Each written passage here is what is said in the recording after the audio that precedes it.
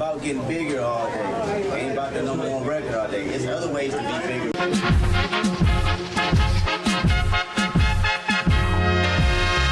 Justin Hunte is here, it's all happening. Justin Hunte is here, it's all happening. There's a compelling clip of Kendrick Lamar and Dave Free describing the strategy for their success. It's a bit grainy. Judging from the PG Lang hat Dave's rocking, it looks like it was recorded post Mr. Morale and the Big Steppers. Here's Kendrick. Our theory is really, how do we stay underground? Regardless of how much success. So they may not know it until I say it, but that's been the nigga theory the whole time. Stay underground. Even with this album, it's like, okay, this album could have been a chart-topping success on the commercial level. I know this was. You stay underground. Our theory is really, how do we stay underground regardless of success? Stay underground. Now, Kendrick made mention of that during his Grammy acceptance speech for Mr. Morale and the Big Steppers, but in retrospect, it really is clear as day if you consider his releases. Let's break it down. Good Kid, Mad City is a smash, but also a grounded coming-of-age concept record about family, gang culture, and violence. To Pimp a Butterfly eschews mass appeal and focuses on challenges unique to the Black diaspora, leaning into jazz and soul and funk in a decidedly unjazz, unfunk, unsoul era. It's a masterpiece by all accounts, but 180 degrees from mainstream hip-hop soundscapes, noted by its lack of chart-topping singles. My favorite Kendrick project, Damn, hit the charts like a comet in contrast, tackling spirituality and human nature and moral reckoning, while sending Humble and DNA, two trap songs all about being better people, mind you, to Billboard #1s. And when expectations were highest, Dot went inward on Mr. Morale and the Big Steppers, delivering a dense, multi-layered conversation on therapy and generational trauma. It's a beautiful record, even if it is lacking in the hit singles emblazoned across his previous release. Whether sonically more palatable for mass consumption or otherwise, contextually, every release tackles weighty themes typically stiff-armed by, as FD Signifier describes, the commodified culture industry. Here's Dave Free. It's like the roller coaster effect. It's like you can keep people on this pace forever, and then eventually human psyche will always normalize itself to whatever it's at. But if you give people like just some type of variation, you know what I'm saying? And they can't get used to you, they can't put their finger on you. And the more you can keep people on their toes, the more interested they stay in for a long period of time. And that's really the medicine to this shit. It's like, cause we all humans, like human nature's gonna kick in eventually and start dictating our moves. And we look at that like, okay, what race have we ran too much? Alright, now how do we focus on this spot that we probably didn't put any energy into? It's like the roller coaster effect. We look at that like, what race have we ran too much? How do we focus on this spot that we probably need to put more energy into? I mean, roller coaster effect is an apt description of the 4 diss tracks Kendrick tossed at Aubrey Drake Graham during this Shakespearean Shakedown. It's like the same strategy at the core of Kendrick's classic catalog was condensed into 4 completely different listening experiences and approaches to dismembering the 6 gods character and status. There's Euphoria's bar-heavy 6-minute assassination. There's 616 in LA with the Al Green soul sample and angelic peaks that barely feels like a diss track at all. There's the horrifying Meet the Grams. Then finally, Not Like Us, DJ Mustard certified party up anthem. I mean, that entire week will be remembered forever. Dropping back-to-back diss tracks twice, scathing world building complete with Shakespearean levels of justice and revenge and corruption and mortality and character dissection, compelling even if Drake isn't a real person, might I add. From RDC World to Screwface John, internet reactors ain't good. Think about this. Dot really did what COVID did. Hip-hop will literally never get over it. But rap battles rarely end after the end of the main event. Jay and Nas kept the subs flowing in the years following, for example. Drake dropped an album's worth of leaks on his Plot Twist account, just about all of them littered with subliminals. Public figures of all types made comments and answered questions about this Shakespearean Shakedown. Everyone seemingly had something to say except for Kendrick. Jeremy Heck calls it the greatest 5 tweets in Twitter history. 3 diss tracks, a Super Bowl announcement, an album, and now a stadium tour featuring SZA. Outside of those, the 2 tracks tossed on IG, 616 in LA and Watch the Party Die, the Not Like Us and Squabble Up videos on YouTube, and the Harper's Bazaar interview with SZA, away from those, we hadn't heard anything from the now undisputed King Kendrick Lamar. I mean, even though he rarely engages online, there's a consistent theme coming out of Kendrick's camp that Dot sees all. And in that context, GNX truly is the ultimate post-battle response album, and his scope is widened significantly. It's as if so many people said so many things that Dot had so much to get off his chest. It's like he says on Whacked Out Murals, it used to be fuck that nigga.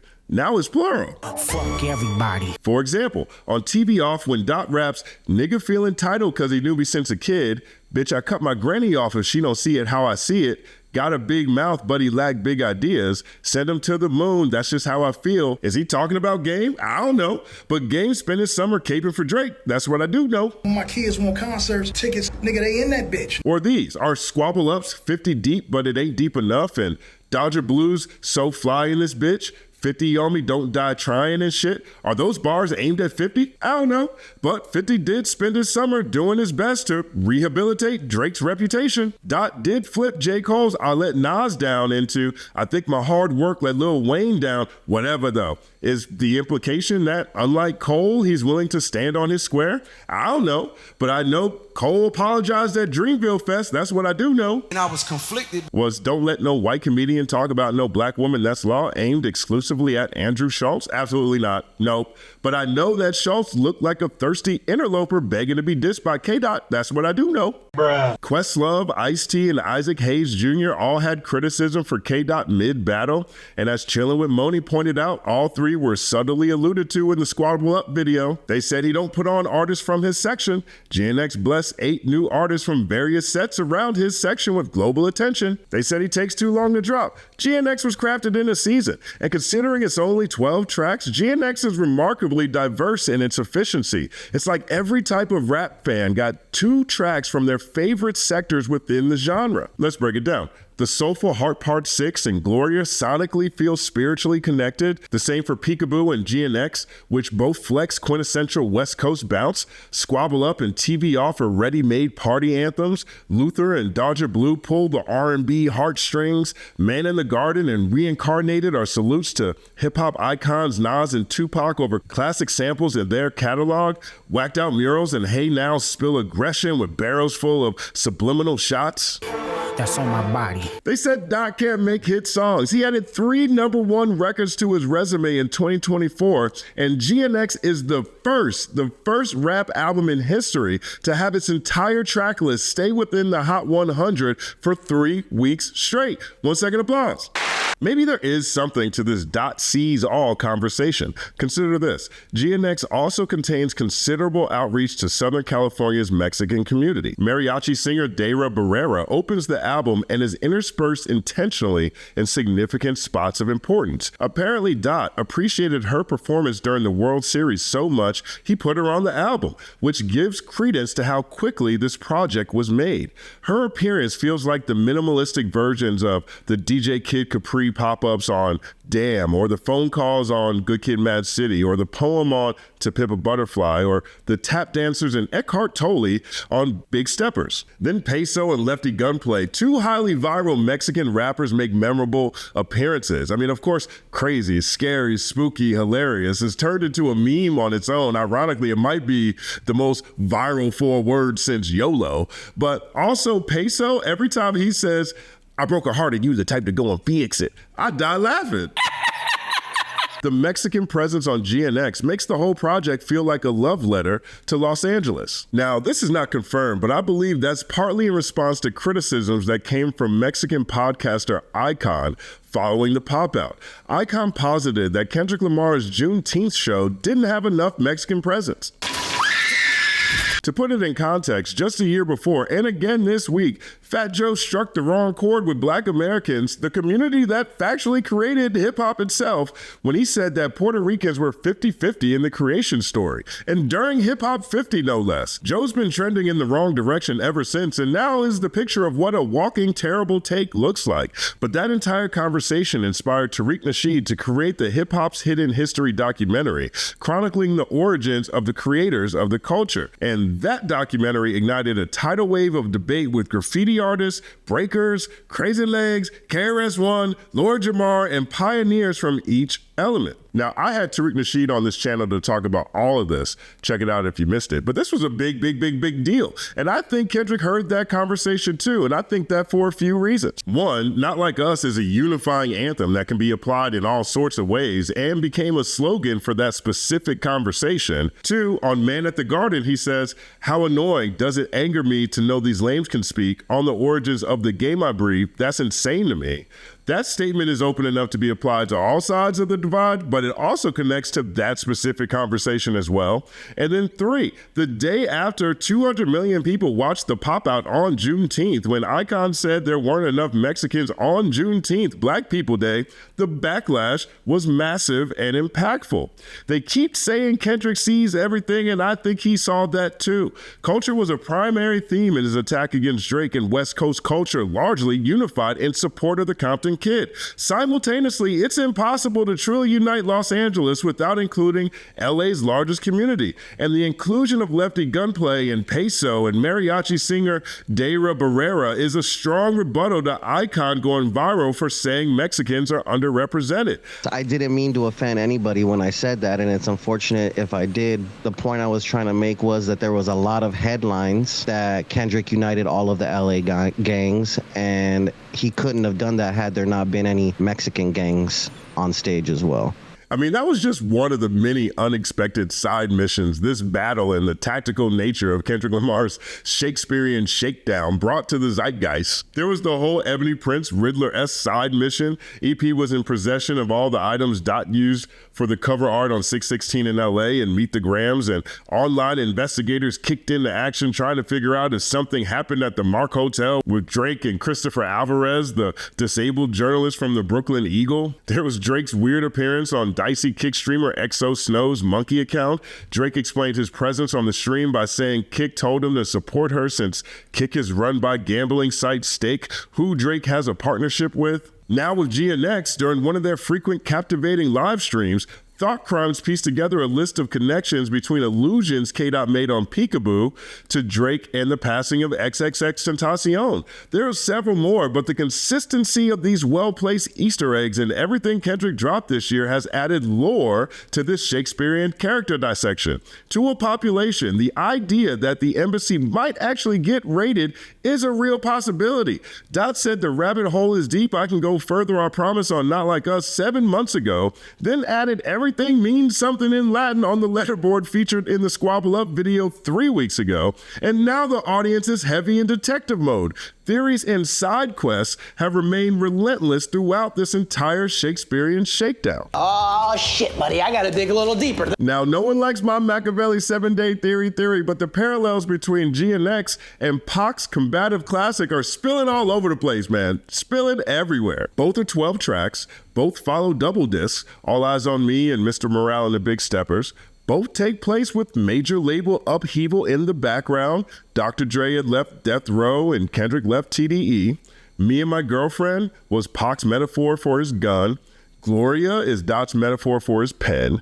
Dodger Blue represents for the land with a similar energy to Machiavelli's To Live and Die in LA. Machiavelli prominently featured his collective The Outlaws. Kendrick prominently features a number of up-and-comers from various sets across LA: Lefty Gunplay, Peso, Dodie 6, AZ Chike, Hitta J3, Wally the Sensei, Siete 7 Times, and Young Threat fill a sort of Outlaws-type role on GNX. Reincarnated is the Tupac track on GNX that samples Made Niggas, which was released in 1996, the same year as Machiavelli. Both are lathered in aggression and birth. While both men were embroiled in beef, Pac called out all names on Against All Odds. Kendrick drops almost all subs that fit shade and comments people have said in reaction to his Shakespearean Shakedown. I mean, Dot even name drops Against All Odds on Whacked Out Murals. Twice, he says, Against all odds, I squabble up for the dividends. Against all odds, I showed up as a gentleman. I mean, how much more do we really need here? 1 second applause.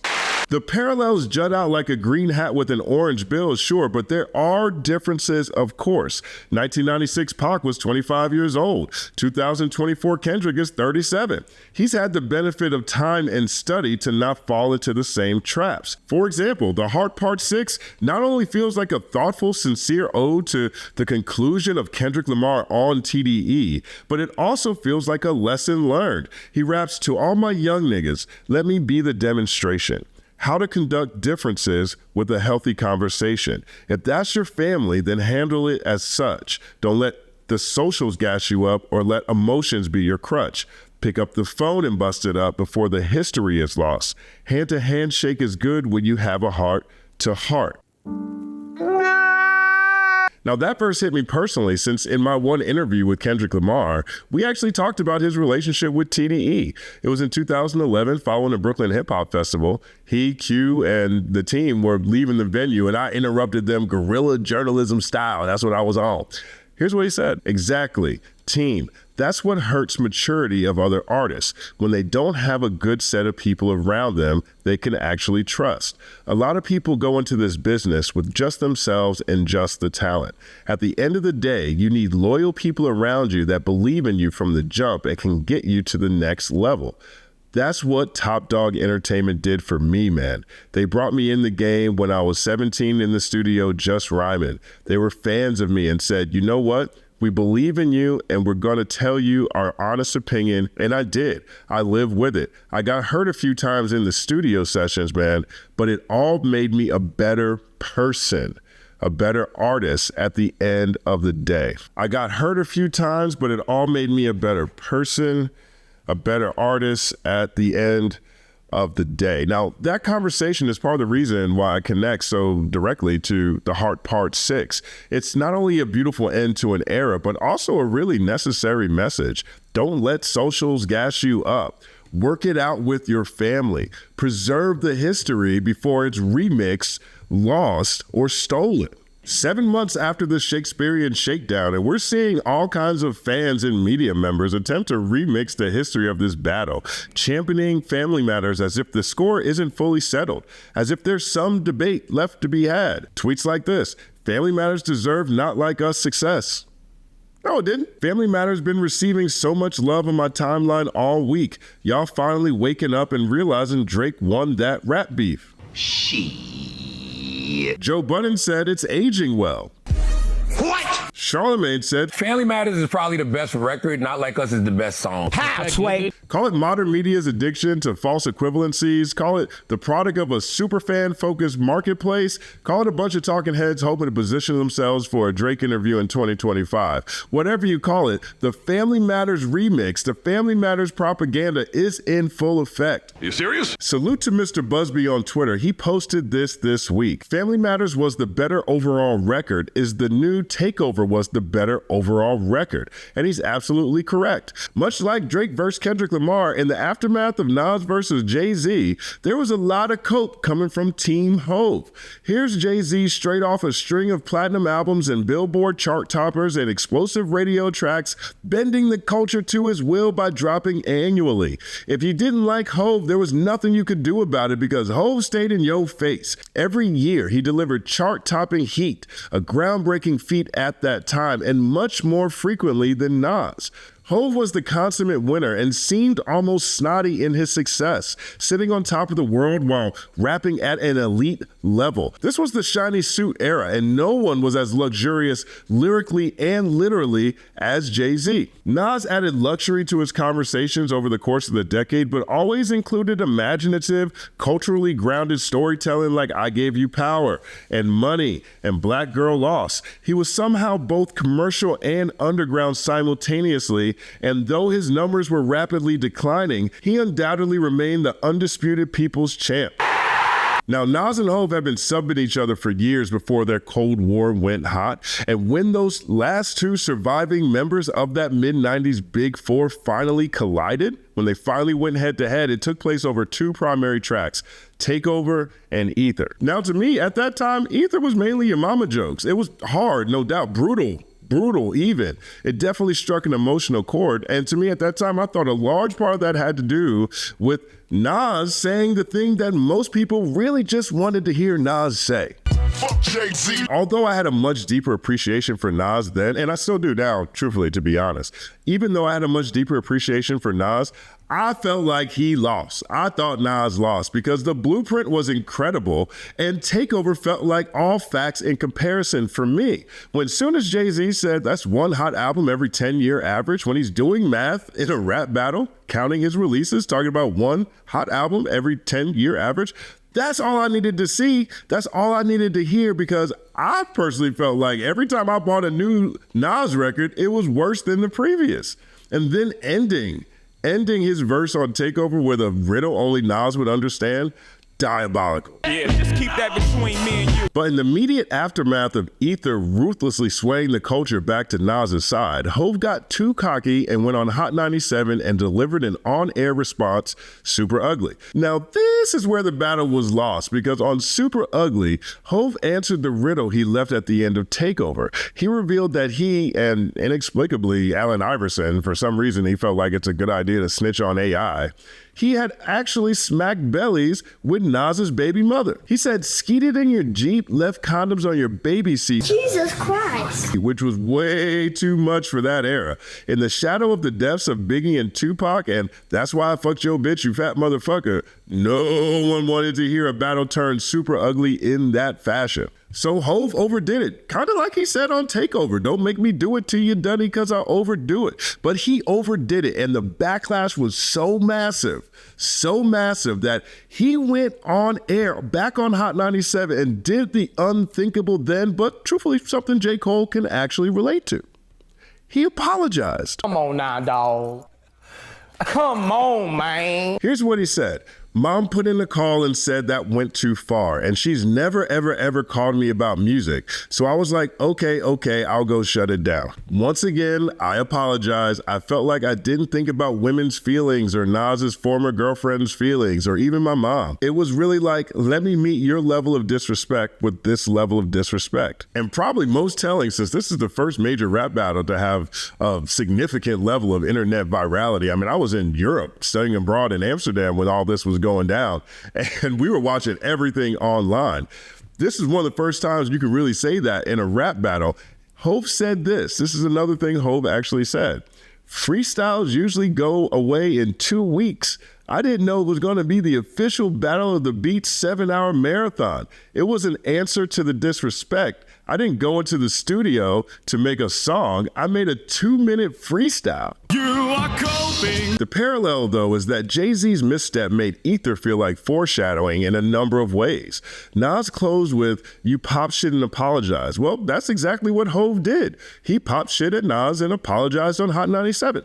Nas said Hov was only concerned with dissing women on Ether. Hov went out and dissed Nas's baby mother on Super Ugly. I mean, you really had to be there to understand how unprecedented it was to hear Jay-Z, snotty, sitting on top of the world, Jay-Z, apologize on Hot 97 for a diss freestyle.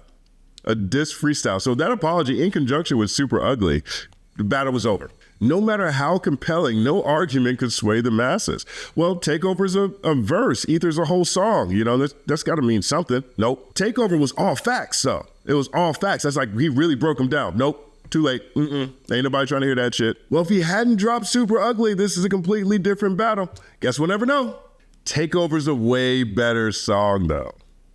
Didn't matter. So when Mr. Busby posted Family Matters was the better overall record, is the new Takeover was the better overall record, he was absolutely correct. And for the first time, I could commiserate with something directly that Drake fans seem to be experiencing. It was time for me to let it go, and it's time for y'all to let it go. You're goddamn right. Drake too slided in a similar territory by calling Kendrick's partner Whitney a whore who secretly birthed his best friend Dave Free's child while also claiming she was abused by Kendrick. Disgusting work for sure, but Drake also had the rapping like you're trying to get the slaves freed line. He also disrespected his mom, who suggested he doesn't say the N-word on the song.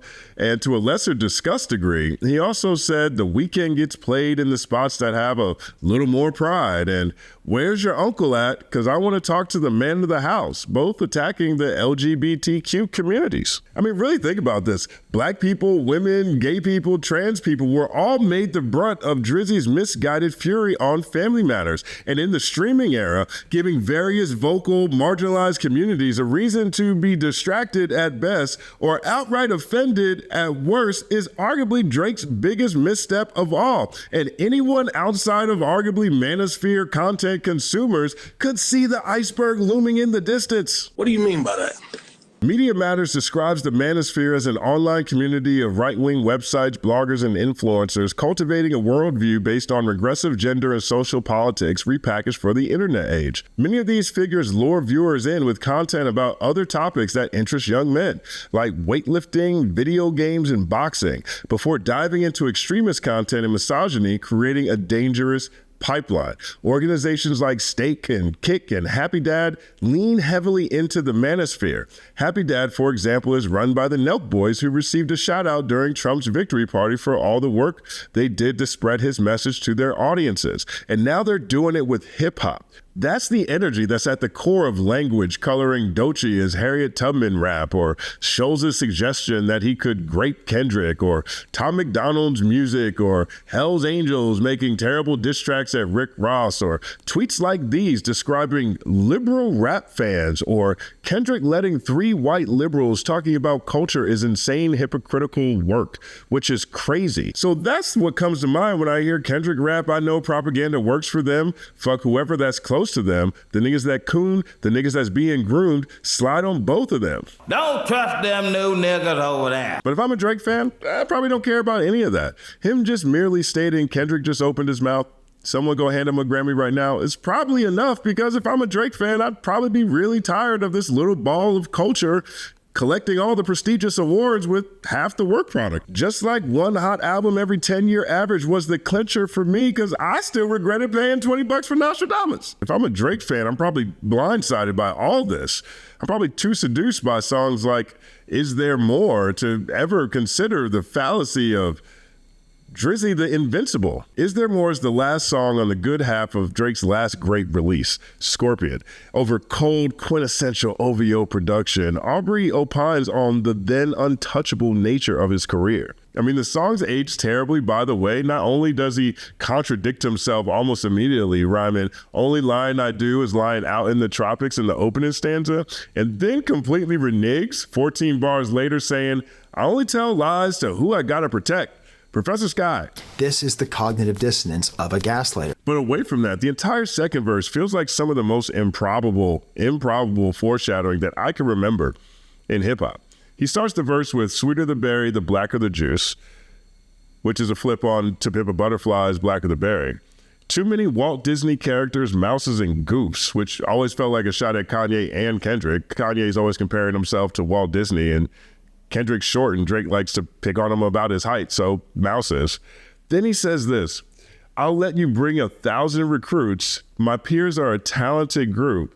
But even if you take all the statistics and carry the 2, even if you rounded up the numbers and rounded the troops, there's still nothing they could really do, which is crazy considering we actually saw that pie in the sky scenario play out in this year of truth. Future, Metro Boomin, The Weeknd, Rick Ross, Kanye West, Childish Gambino, and Kendrick Lamar put that theory to the test in captivating fashion. Future and Metro's We Don't Trust You and We Still Don't Trust You combined to make essentially a double album's worth of declarative statements alluding to the diciness of Drizzy Drake while enlisting The Weeknd, A$AP Rocky, and Kendrick Lamar to assist in a reputational assassination.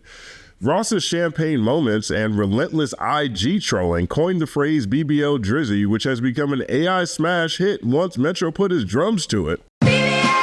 In a prescient interview on The Download with Justin LaBoy, Ye ushered Drake and Lucien Grange's relationship into the conversation, accusing the two of juicing the boys' numbers, stated everyone was elated at the elimination of Drake, and delivered the Like That remix, Ye's first true diss track. Drake has a rich baby daddy named Lucien and universal. I mean, even Childish Gambino showed up to air his grievances. Better late than never, I guess, sure. But really think about this. Drake issued perhaps the most preposterous challenge on wax 6 years ago, and we actually got to see that hypothesis play out. We actually saw that play out, and the answer is clear. What happens when Future and Metro round the troops? I'm gonna sue! That's perhaps the most Shakespearean aspect of all of this. After years of dicey maneuvering, pillow talking, track stealing, and bridge burning, Drake still felt so invincible that he entered a battle with Kendrick Lamar with, if you believe the rumor mill, a new deal in the balance. Despite all the skeletons in his online closet, he still decided to take the low road by attacking Dot's family because, I imagine, as he states on Is There More, he genuinely believed that even if you rounded up the numbers and rounded the troops, there's still nothing they could really do. And when things didn't work out the way he anticipated, when Not Like Us captured the planet, he inflicted more damage on his fractured reputation by filing a pre-action petition, accusing his record label UMG of fixing the numbers in Kendrick's favor. Ye accused him and Lucien of colluding, and now Drake's essentially confirmed the accusations. I mean, think about this. There are already questions about how many of his hits Drake actually wrote. I don't know if he'll ever be able to beat ghostwriting allegations. And now he's compounded that by raising questions as to how organic or how successful any of those songs actually were. I mean, it's like when MacBeth became King of Scotland through pillow talking and dicey maneuvering, ran to the witches when he needed reassurance, went on a murderous rampage, killing everyone associated with the opposition, including McDuff's family, and felt so invincible that he entered battle with McDuff, leading to his ultimate demise because he didn't understand the culture. I mean, the witch's prophecy. The homie made niggas sue, man. Crazy, bro. And that's my lasting takeaway from that conversation Kendrick and Dave were having in that opening clip. Their emphasis on staying underground and in touch with the community, the grassroots.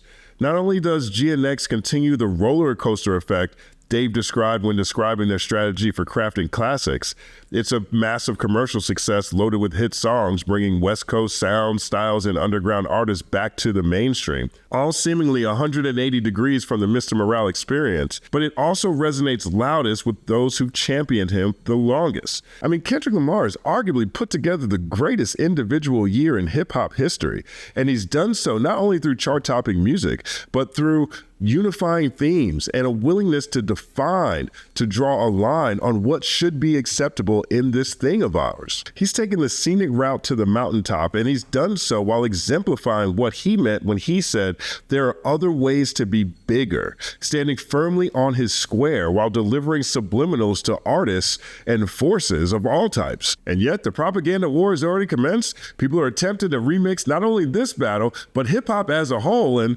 undoubtedly a slew of artists are already plotting on the crowd. People don't like it when people win too much, and Dot is the newest face of victory. He's the newest face of victory while offering, I believe, a much-needed shift in consciousness. With the Grammys and the Super Bowl and the stadium tour already on the horizon in 2025, how massive will the inevitable blowback be to King Kendrick Lamar? How coordinated? How will he handle it? I don't have the answer to these questions.